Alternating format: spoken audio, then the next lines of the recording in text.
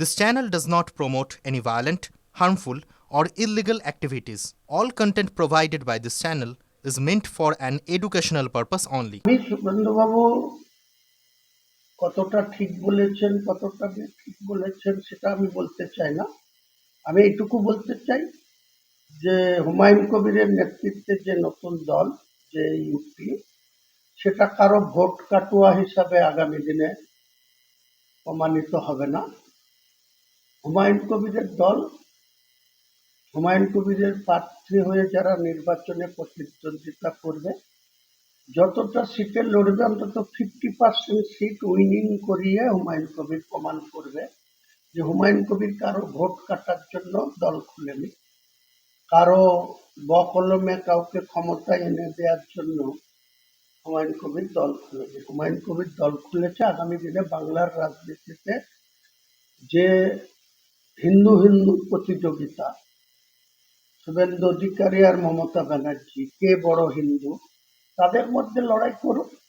আর মুসলিমদের 90টা আসন হুমায়ুন কবির জেতাবে, তাতে সে হুমায়ুন কবিরের দলের প্রার্থী হতে পারে, তার জোট সঙ্গী হতে পারে, আরো কেউ মুসলিম স্বচ্ছ ভাবমূর্তির লোক মানুষ তাকে।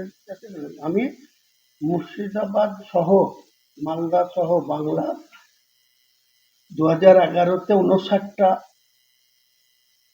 মুসলিম প্রার্থী ছিল, 16-তে সেটা এসে 56-তে নেমে এসেছিল।